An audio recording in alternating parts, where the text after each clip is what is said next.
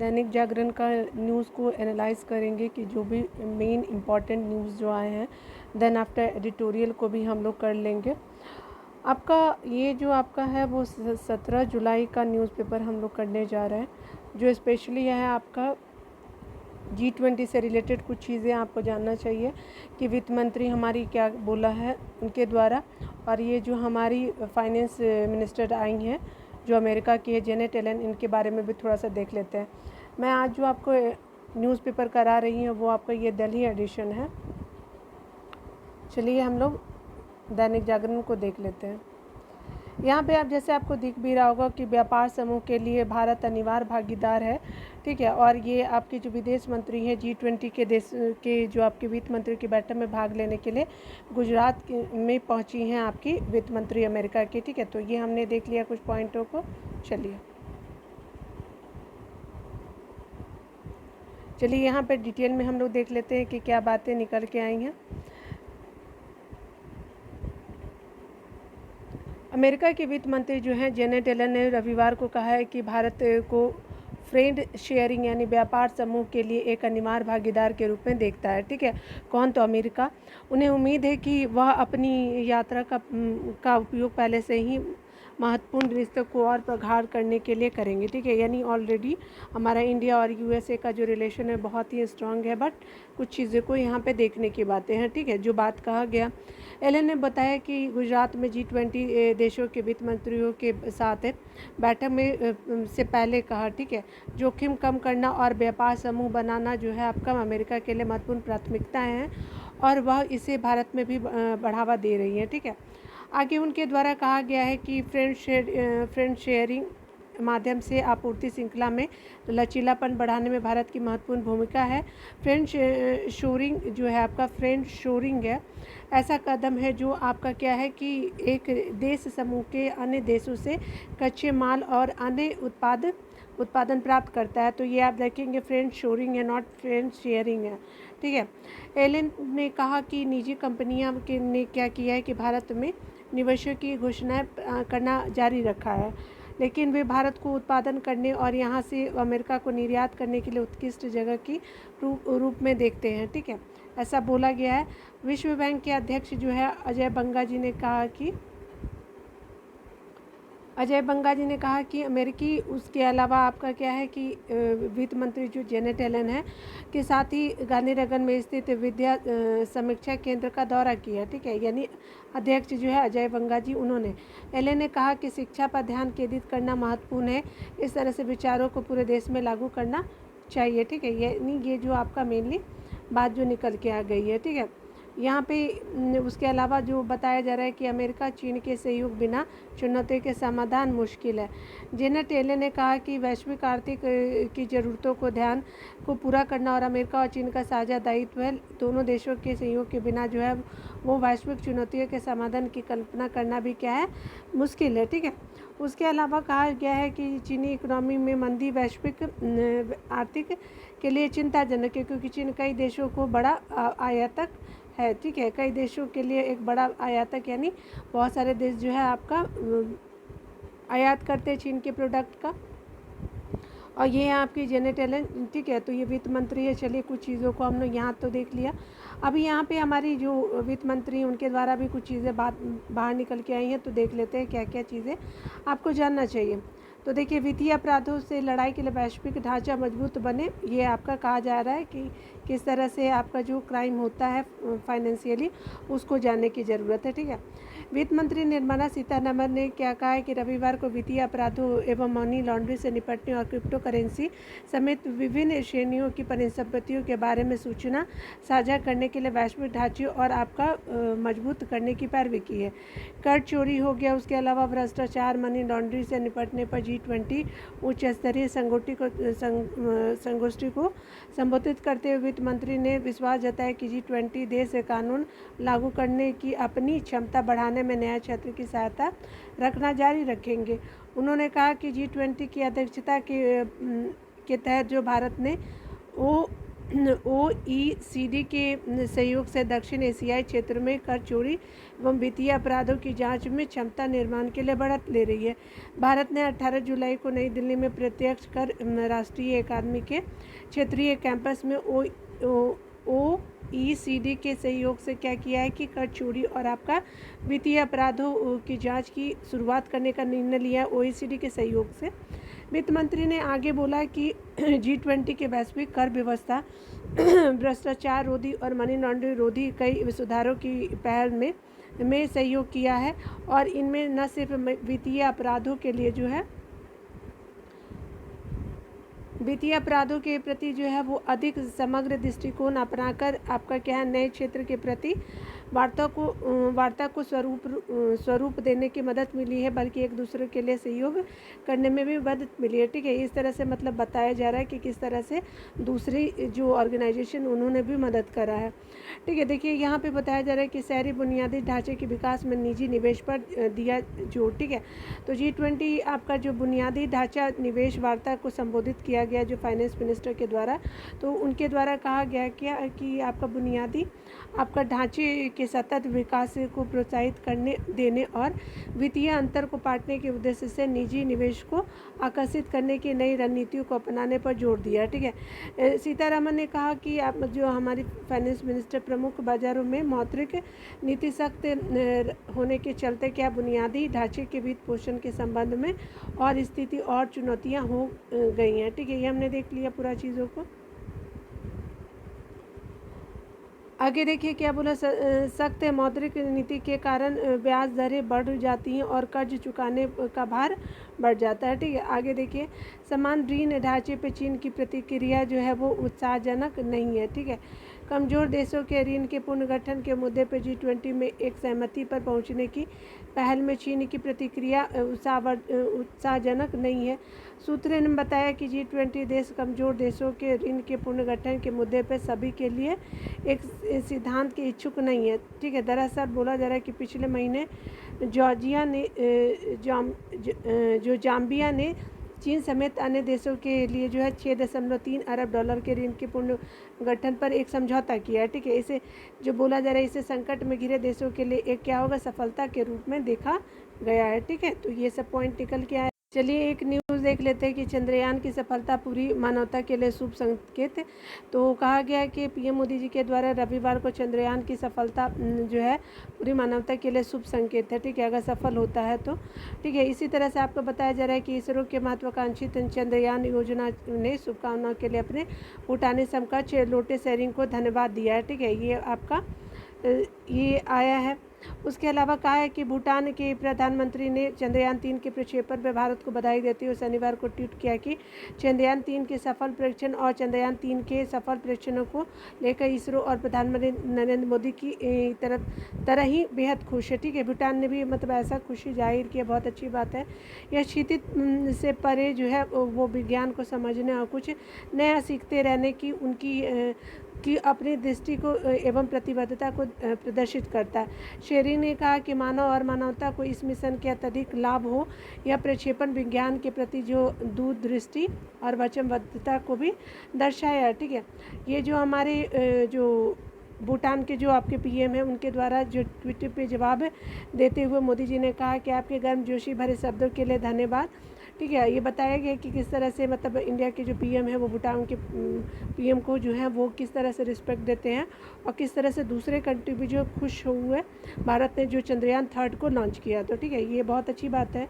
गौरतलब है कि शुक्रवार को जो हम सभी ने पढ़ा भी था कि ये जो है दोपहर श्रीहरिकोटा जो आपका सतीश धवन अंतरिक्ष यान से 2:35 पर क्या किया गया कि चंद्रयान 3 को रवाना किया गया। लॉन्चिंग के करीब 17 मिनट बाद फैट बॉय के नाम से लोकप्रिय LVM-3M4 रॉकेट है, तो इसका नाम क्या है, फैट बॉय है कि ने यान को पृथ्वी के कक्षा में छोड़ा गया। ठीक है, 40 दिनों के सफ़र के बाद जो 23 अगस्त को यान के साथ भेजा गया लैंडर चांद की सतह पे आपका उतर जाएगा। ठीक है, तो ये हमने देख लिया पूरे पॉइंट।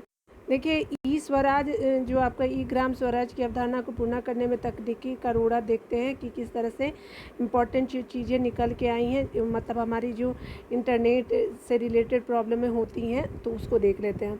देखिए, देश में इंटरनेट के उपभोक्ताओं की संख्या 70 करोड़ को पार कर चुका है। इससे समझ सकते हैं कि तकनीक किस गति से अपना दायरा बढ़ा रही है, लेकिन इसकी तुलना में देखें तो सरकारी व्यवस्था में इसकी रफ्तार काफ़ी धीमी है। केंद्र सरकार निसंदेह इस पर जो है जोर दे रही है, और अब लक्ष्य जो है हर ग्राम पंचायत तक ई कॉमर्स पहुंचाने हेतु ई ग्राम स्वराज अभियान की अवधारणा को क्या किया गया है, तो पूरा करने का है। लेकिन तकनीकी अभी भी रोड बनी हुई है, बहुत सारा का अटेंडेंसी नहीं लग पाता है, और भी बहुत सारी चीज़ें आपको जाननी चाहिए। ठीक है, अक्टूबर से GEM government e market place जिसको बोलते हैं, तो GEM क्या है, तो government e market place portal से ही पंचायतों में खरीद को अनिवार्य किया जाना है। ठीक है, देखिए चुनौती यह है कि इंटरनेट सेवा अभी तक आधी पंचायतों में भी शुरू नहीं की गई है, यानी आधी पंचायतें अभी भी जो इंटरनेट की पहुंच से दूर है। आपको बताया जा रहा है कि पंचायती राज मंत्रालय पंचायतों को पारदर्शी और सशक्त बनाने के लिए कई अभियान और कार्यक्रम चला रहा है। ठीक है, हाल ही में जो पंचायतों से कहा गया है कि ग्राम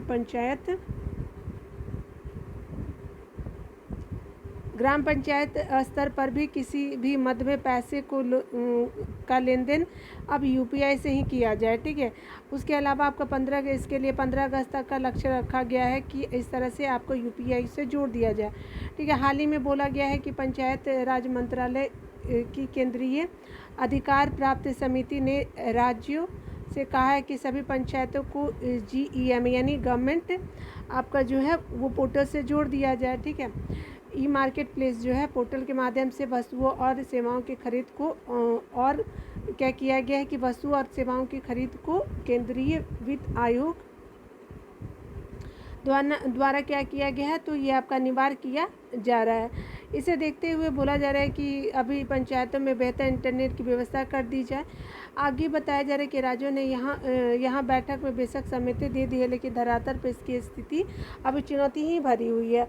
आगे अगर बात करें तो दरअसल बोला जा रहा है कि आंकड़ा आपका ग्राम स्वराज अभियान में अब तक रही सुस्ती को भी दिखाता है कि किस तरह से आपका अभियान जो आपका ई ग्राम स्वराज अभियान जो है उसमें सुस्ती दिखाई जा रही है। संसद की स्थायी समिति के मंत्रालय द्वारा किए गए आंकड़े के मुताबिक अगर देखें तो देश में 2.72 लाख पंचायतों में से मात्र 80,792 पंचायतों में ही इंटरनेट की सुविधा पहुंचाई गई है, और ये जनवरी 2023 तक शुरू हो चुकी है। ठीक है, मतलब कम ही है, और भी बढ़ाने की ज़रूरी है। दावत था कि हज़ारों पंचायतों में सेवा शुरू होने वाली है, और 6 माह में अगले 2 वर्षों में 100% पंचायत तक इंटरनेट आपके पहुंच जाएगी। लेकिन अब स्थिति तो कुछ और ही है। उल्लेखनीय है कि इस दावे के बाद 6 माह बीत चुके हैं। ताज़ा आंकड़े 1 लाख या 1.25 लाख को पार भी कर गया है होगा। तो भी आपका बताया जा रहा है क्या कि हज़ारों पंचायतें ऐसी रह जाएंगी जो आपका अक्टूबर से GEM पोर्टल की अनिवार्यता का पालन नहीं कर पाएंगी, यानी बहुत सारी अभी भी आपका कुछ तो किया गया है, कुछ अभी भी आपका बाकी है। अगर देखा जाए यहाँ पे डाटा के बारे में, तो देखिए क्या है कि आपका राज्यों में इंटरनेट सेवा की बात करें तो सबसे ज़्यादा जो है पहुँच जो है आपका सबसे ज़्यादा अगर देखा जाए तो ये आप देख सकते हैं कि कितना जो पंचायत उत्तर प्रदेश को देख लीजिए क्या स्थिति है। उसके अलावा आपका राजस्थान, उत्तराखंड में किस तरह की स्थितियाँ हैं। तो इस तरह से जो है सबसे ज़्यादा अगर बात करें तो कुल पंचायतों की संख्या यूपी में है, लेकिन आप देख सकते हैं कि सबसे ज़्यादा राजस्थान हो गया, वो पंजाब हो गया। ठीक है, उसके अलावा सबसे ज़्यादा गुजरात तक इंटरनेट पहुंच चुका है। ठीक है, तो ये हमने देखा बिहार में देखिए बहुत कम है।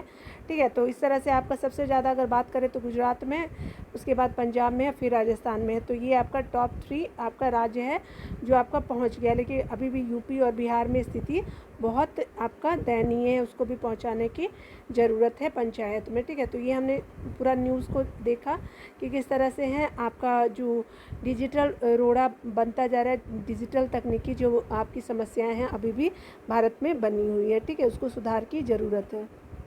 चलिए यहाँ पे एक जो चीते की मौत हो गई थी उसके बारे में एनटीसीए ने क्या कहा है देख लेते हैं थोड़ा सा, क्योंकि देख रहे हैं हमेशा न्यूज़ में भी बना रह रहा है। तो चलिए यहाँ पे बताया जा रहा है कि एक सप्ताह के भीतर 2 आपके वयस्क चीतों की मौत के बाद चीता परियोजना पर उठ रहे सवालों के चलते जो है नेशनल टाइगर कंजर्वेशन अथॉरिटी, जिसको एनटीसीए कहा जाता है, एनटीसीए, ये आपका चीता है, ठीक है, तो आप देख भी सकते हैं। उसके अलावा ने सफाई दी है, कहा है कि अभी सभी मौतों की जो अभी की सभी चीतों की जो मौत हुई है प्राकृतिक रूप से हुई है। प्रारंभिक जांच में कोई ऐसा वजह सामने नहीं आई है। नामीबिया और आपका साउथ कोरिया जो साउथ अफ्रीका से, नामीबिया और साउथ अफ्रीका से जो के चीता विशेषज्ञ और चिकित्सकों से ये वह लगातार संपर्क में है और उनकी जांच कर रहे हैं, ठीक है। एनटीसीए ने चीतों की मौत के पीछे कॉलर आईडी या फिर दूसरे वजहों को लेकर के लगाई जा रही अटकलों को पूरी तरह खारिज कर दिया गया है कि ऐसा कोई बात नहीं है कि कॉलर आईडी लगाने से इनकी मौतें हुई है, ठीक है। कहा है कि और ये भी कहा गया है किसी भी अफवाहें और इसका कोई वैज्ञानिक आधार नहीं है। एनटीसीए ने यह भी साफ किया है कि वैश्विक स्तर पर चीतों की मृत्यु दर वैसे भी 50% से अधिक है, यानी मर जा रहे चीते भी जो है, ठीक है। ऐसे में यह भी कहना ठीक नहीं है कि मध्य प्रदेश के कूनो अभयारण्य में लाए जाने के बाद इनकी मौतें हो रही हैं, ठीक है। ये अगर वहाँ पे भी रहते तो हो सकता है ये अडॉप्ट नहीं कर पाए होंगे यहाँ के क्लाइमेट को, ठीक है, तो इस तरह से भी हो जाता है कभी कभी। तो यही पे बोला जा रहा है कि 50% जो है मौतें आप देख सकते हैं चीतों के बारे में। चीतों की मृत्यु अमूमन शिकार के दौरान चोटिल होने, आपसी लड़ाई में, बीमारी से, सड़क दुर्घटना में और शिकार आदि कारणों से हो सकती है। सभी पहलुओं की बारीकी से जांच की जा रही है। एनटीसीए ने अपने बयान में चीता परियोजना पर सवाल खड़ा करने वालों को भी जवाब दिया कि ऐसा कोई कारण नहीं है कि ये मतलब कोई मानवीय हस्तक्षेप की वजह से ऐसा हुआ है, ठीक है। ये मतलब प्रकृति की चीतों की मौत हुई है। कहा कि इस परियोजना को 1 साल भी नहीं हुआ है। ऐसे में सफलता और विफलता को लेकर के निष्कर्ष निकालना गलत जल्दबाजी होगा, मतलब ये एनटीसीए ने ऐसा बोला, ठीक है। चीता परियोजना के तहत कूनो अभयारण्य में अब तक जो है कुल 20 चीते लाए जा चुके हैं। इनमें 8 नामीबिया से और 12 क्या है तो आपके साउथ अफ्रीका से लाए गए थे, ठीक है। उसमें से अगर देखें तो इनमें से अभी तक 5 चीतों की मौत हो चुकी है, यानी बचे कितने 15। कूनो में जन्मे 4 शावकों में से 3 की मौत हो चुकी है, ठीक है। 4 में से 3 की मौत हो गई, बहुत दुखद बात है ये, ठीक है। इस परियोजना की शुरुआत प्रधानमंत्री मोदी ने अपनी जन्मतिथि यानी 17 सितंबर 2022 को नामीबिया से लाए गए चीतों को अभयारण्य में छोड़ के की थी, ठीक है। चीतों को दूसरा ठिकाना बन सकता है गांधी सागर अभयारण्य की बात करें। एनटीसीए ने चीतों को कूनो अभयारण्य से दूसरी जगह शिफ्ट करने का क्या किया है कि आपका इसके रिगार्डिंग हम लोग देख लेते हैं। एनटीसीए ने चीतों को कूनो अभयारण्य से दूसरी जगह आपका शिफ्ट करने के लेकर के स्थिति स्पष्ट की है कि हो सकता है कूनो नेशनल पार्क से मतलब आपका अभयारण्य से दूसरी जगह शिफ्ट किया जाए तो चीते जो है क्लाइमेट को आपको अडॉप्ट भी कर सकते हैं, तो ये भी रीज़न हो सकता है। साथ ही बताया कि मध्य प्रदेश के गांधी सागर अभयारण्य को चीतों के दूसरे घर के रूप में प्रस्तावित किया गया है। फिलहाल इससे जुड़ी तैयारियों को लेकर के तेजी से काम चल रहा है, ठीक है। तो इस तरह से हम लोग एनटीसीए ने क्या बोला था आपका, तो ये हमने देख लिया कि किस तरह से नेचुरल रीज़न रहे हैं आपके चीतों के मौत के बारे में, ठीक है। चलिए आगे देखते हैं हम लोग। देखिए इससे रिगार्डिंग एक और आपको न्यूज़ जानना चाहिए कि चीता पवन और गौरव के गर्दन पर चोट के निशान टेंकुलाइज कर उपचार हुआ शुरू, ठीक है। यानी ये आपका बोला तो जा रहा है लेकिन मतलब हो सकता है प्राकृतिक है, लेकिन कोई और भी रीज़न हो सकता है, उसको भी जान लेना चाहिए। कूनो नेशनल पार्क में 4 दिनों में से 2 जो है 4 दिनों में 2 वयस्क चीतों यानी तेजस और सूरत की मौत के बाद जो है चीता परियोजना पर सवाल उठ तो रहे हैं। आपका बोला जा रहा है कि चीता जो है नर चीता जो पवन और गौरव भी आपके घायल बताए जा रहे हैं, ठीक है। इनकी गर्दन पे घाव है। उसके अलावा पवन को तो टेंकुलाइज करके क्या किया जा रहा है, पार्क लाकर उपचार किया जा रहा है। उधर प्रदेश के प्रमुख वन प्राणी अभिरक्षक JS चौहान कूनो पहुंच गए। वह मौतों मतलब क्या कर रहे हैं कि मौतों की समीक्षा भी कर रहे हैं, क्योंकि आप जान रहे हैं कि नामीबिया और आपके साउथ अफ्रीका से जो है वो 8 और 12 चीते लाए गए थे दोनों जगह से, ठीक है। तो आपके 20 टोटल चीते हो गए, तो उसमें से कितने 5 मर ही चुके हैं, ठीक है।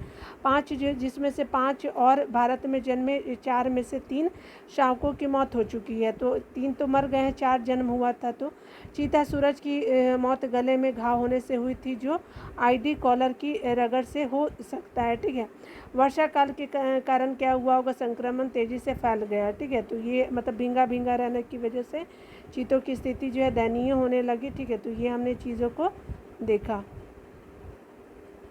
चलिए यहाँ पे हम लोग एक पॉइंट देख लेते हैं कि भारतीय संस्कृति की विराट शक्ति के बारे में हम लोग देख लेते हैं कि हृदय नारायण दीक्षित जी के द्वारा किस तरह से आपका ओवरव्यू किया गया है भारत के कल्चर के बारे में। ठीक है, चलिए। संप्रति भारत राष्ट्र जीवन के सभी क्षेत्रों में प्रगति कर रहा है। देश की अंतर्राष्ट्रीय प्रतिष्ठा बढ़ी है, लेकिन यह कथित उदारवादी की आंखों को चुभ रही। वे सुनियोजित रणनीति के तहत देखें तो भारतीय लोकतंत्र को बदनाम करते रहे हैं। आरोप लगाते हैं कि अल्पसंख्यकों को आपका समान नागरिक अधिकार उपलब्ध नहीं किए गए हैं। यानी हमेशा ये अल्पसंख्यकों के विचार के बारे में बोला गया है कि भारत में जो है वो समान नागरिक नहीं समझा जाता है, लेकिन ऐसा बिल्कुल नहीं है, जबकि सच इसका उल्टा है। यहाँ अल्पसंख्यकों बहुसंख्यकों की तुलना में ज़्यादा अधिकार है। बिल्कुल सही बात बोला है राइटर ने। उन्हें संविधान में अल्पसंख्यक वर्गों के हितों के संरक्षण के अंतर्गत विशेषाधिकार भी प्राप्त है। अल्पसंख्यकों को उन्हें शिक्षण संस्थानों की स्थापना एवं संचालन का भी अधिकार, ऐसे अधिकार बहुसंख्यकों को नहीं है। लोक नियोजन के आपके बताया जा रहा है कि लोक नियोजन के सभी अवसर जो अल्पसंख्यकों को उपलब्ध है, वे ग्राम पंचायत से लेकर के राष्ट्रपति तक चुने जाते हैं। बावजूद इसके कथित उदारवादी आपके अल्पसंख्यक उत्पीड़न के बहाने भारत पर हमलावर है। पूर्व अमेरिकी जो आपके राष्ट्रपति बराक ओबामा की भी इस मुद्दे पर हाल ही में नकारात्मक टिप्पणी भी आई है। इस बीच विश्व मुस्लिम लीग के महासचिव आपके जो है मोहम्मद बिन अब्दुल करीम अल ईसा ने बीते दिनों दिल्ली में भारत के ज्ञान एवं आपके संविधान की प्रशंसा करते हुए इसे शांतिपूर्ण सह अस्तित्व का सुंदर उदाहरण बताया। अल ईसा ने कहा कि शांति के संबंध में विश्व को भारत से सीखना चाहिए। उन्होंने भारत को अल्पसंख्यक उत्पीड़न का क्षेत्र बताने वाले कथित उदारवादियों को आईना दिखाया है। वो ऐसा नहीं मानते कि भारत में अल्पसंख्यक जो है वो परेशानी में। भारत में पंथ मजहब भेदभाव आधारित भेदभाव कभी नहीं रहे हैं। भारत के मूल अभिजन आर्य हिंदू है। यह विश्व के विभिन्न क्षेत्रों से जनसमूह आते रहे हैं और संस्कृति और सभ्यता के अध्येता अनेक विद्वानों ने हिंदुओं द्वारा सबको गले लगाकर मिला लेने की क्षमता को अद्भुत बताया है।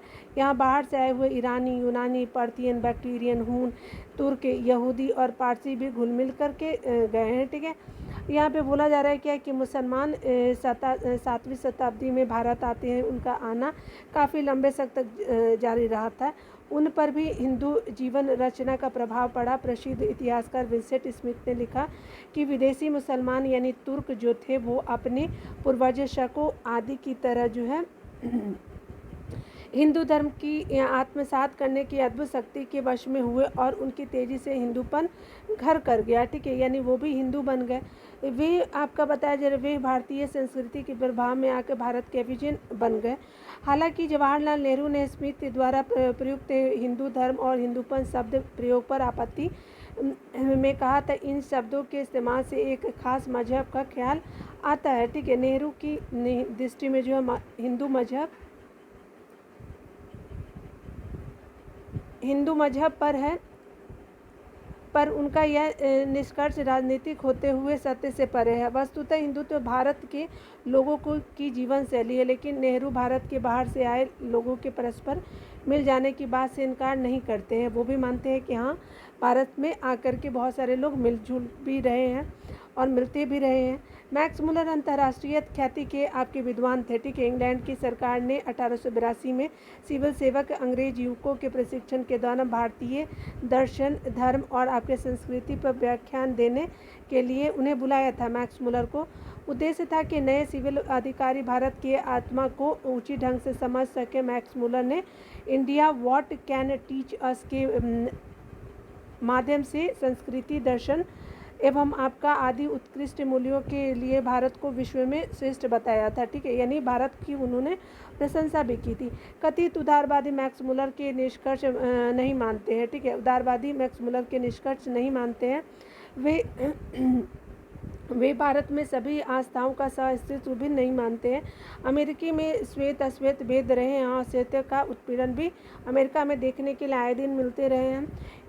इस पर टिप्पणी नहीं हुई है, इस पर तो कभी टिप्पणी नहीं हुई। जम्मू कश्मीर लंबे अरसे से हिंदू उत्पीड़न का क्षेत्र रहा है।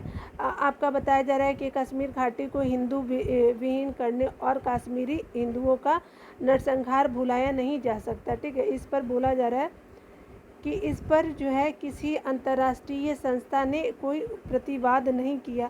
देखिए, कथित उदारवादी कश्मीर में सक्रिय आतंकियों को गिरफ्तार कर उन पर कानूनी कार्रवाई को लेकर के व्यथित रहते हैं। ठीक है, भारत की आगे बताया जा रहा है कि भारत की प्रतिष्ठा जो है वो कथित उदारवादी एवं अलगाववादी को हजम नहीं होती है। अलगाववाद उनका मुख्य एजेंडा है, लेकिन भारत को बदनाम कर कोई भी राजनीतिक संभव नहीं हो सकती। ठीक है, यहाँ पे बताया जा रहा है जो आपका थिंकर है, ठीक है, राइटर के द्वारा भारतीय को असहिष्णु और हिंसक बताकर भी कोई राजनीति नहीं की जा सकती। भारत में विविधता के बावजूद एकता है। ऐसा एकता को तोड़ने का प्रयास समाज के प्रति अपराध है। यहाँ सभी पंथिक आस्थाओं के प्रति सम्मान का स्वभाव परिवेश है। सबको अपने विचार के अनुसार पंथ मजहब के प्रति आस्तिकता और आपका तत्व संबंधी उपासना के संवैधानिक अधिकार है। स्मरण रहे कि राष्ट्र की जन्म गठन और आपका निर्माण का आधार मजहब नहीं होता है। किसी भी अगर देखें तो राष्ट्र के बारे में, पाकिस्तान का जन्म और गठन मजहब के आधार पर हुआ था, लेकिन पाकिस्तान को अपने जन्म के 24 वर्ष बाद टूट गया। मजहब ही राष्ट्र गठन का आधार होता तो यहाँ पे बताया जा रहा है कि राइटर के द्वारा अगर मजहब से होता तो पाकिस्तान मजबूत राष्ट्र होता। अलगाववाद विचार को लेकर के जिन्ना भारत तोड़ने में कामयाब रहे या इतिहास का त्रादस अध्याय और विघटनकारी राजनीति का प्रतिफल आखिरकार पहले ही समाज की निंदा और आलोचना का मूल लक्ष्य रहा है। विभाजनकारी राजनीतिक और राष्ट्र तोड़क बयानबाजी का उद्देश्य क्या है? ठीक है, इस तरह से बयानबाजी नहीं करने की हिदायत हमेशा दी जाती है।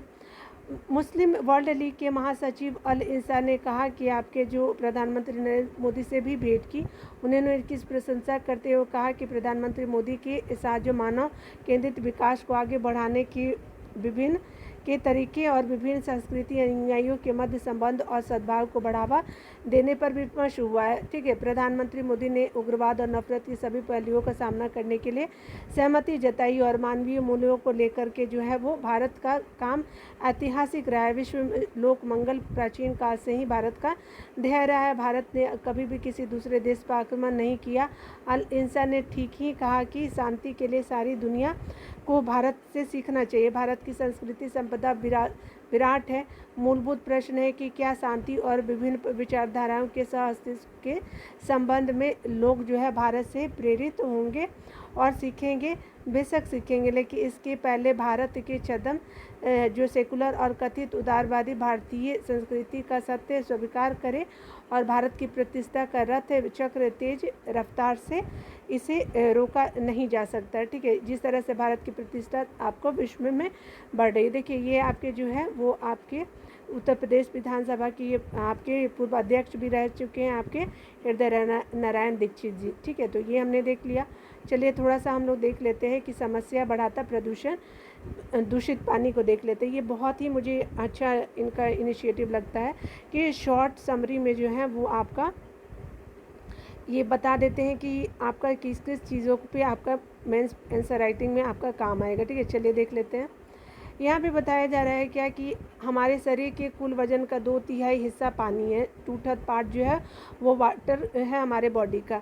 पानी के जरिए शरीर को पोषक तत्व प्राप्त होता है। पानी हमारे शरीर में से जो अवांछित एवं विषाक्त पदार्थों को बाहर निकालने में मदद करता है। ठीक है, हार्वर्ड मेडिकल स्कूल के जो अनुसार आपके बताया जा रहा है हार्मोन उसके अलावा हार्मोन बनाने के लिए जो दिमाग को पानी या फिर तरल पदार्थ की ज़रूरत होती है हार्मोन बनाने के लिए, और पाचन की क्रिया के लिए जो है पानी ज़रूरी होता है। शरीर का तापमान पानी से ही तय होता है। शरीर की हड्डियों के जोड़ों के बीच जो है वो जो चिकनाहट होती है वह पानी या तरल की वजह से ही होती है और त्वचा की नमी भी तरल या फिर पानी से ही मिलती है। इसलिए हमारे शरीर में पर्याप्त पानी या फिर तरल पदार्थों का होना ज़रूरी है, बहुत ज़रूरी है। यहाँ पे बताया जा रहा है कि नियमित रूप से पानी पीकर शरीर के वजन को बढ़ने से रोका जा सकता है। पानी न तो कम पीना चाहिए और न ही ज़्यादा पीना चाहिए। ब्रिटेन की नेशनल हेल्थ सर्विस के अनुसार बताया गया है कि किसी भी व्यक्ति को प्रतिदिन 6 से 8 गिलास तरल पदार्थ पीने चाहिए। ठीक है, यहाँ पे बताया जा रहा है कि पीना चाहिए। उसके अलावा पानी के अलावा दूध, कॉफ़ी, आपके चाय, सॉफ्ट ड्रिंक वगैरह भी शामिल है। अगला आपका बताया जा रहा है कि वैसे हर व्यक्ति को पानी की ज़रूरत उसकी शारीरिक आवश्यकता के अनुसार अलग अलग होती है, इसलिए सभी पर निश्चित मात्रा में पानी पीने का नियम नहीं लागू किया जा सकता। प्यास लगने पर पानी पीना ये सबसे सही विकल्प है, क्योंकि इसमें कैलोरी नहीं होता। यानी हमें जो है शीतल पेय या फिर अन्य पेय पदार्थ लेने के बजाय अधिक से अधिक पानी पीने की कोशिश करनी चाहिए।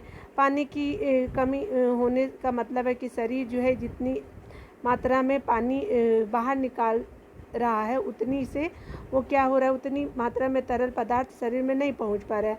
शरीर में यदि पानी की कमी हो जाती तो रक्त में शुगर, नमक और इलेक्ट्रोलाइट्स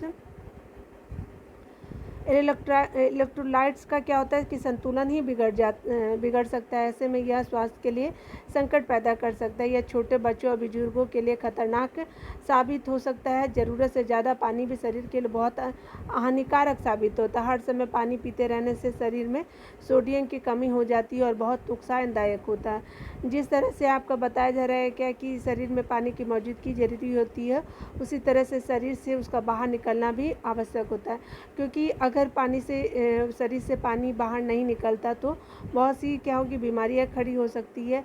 ऐसे में शरीर के कुछ हिस्सों में सूजन आ सकती है, जिसे एडिमा कहते हैं। ठीक है, आपका सूजन को इस बात पर ध्यान रखना जरूरी है कि साफ पानी ही पिया जाए, क्योंकि दूषित पानी पीने से शरीर में विषाक्त पदार्थ क्या होते हैं, प्रवेश कर सकते हैं और आपके अशुद्ध पानी कई प्रकार के संक्रमण और आपकी बीमारियों का कारण बनता है।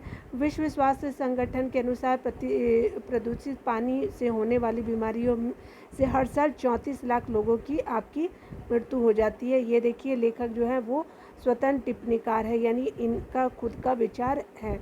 ठीक है, तो चलिए हमने ये भी पॉइंट को देख लिया। मिलते हैं अगले वीडियो में। आपका वीडियो देखने के लिए बहुत बहुत थैंक यू। Take care.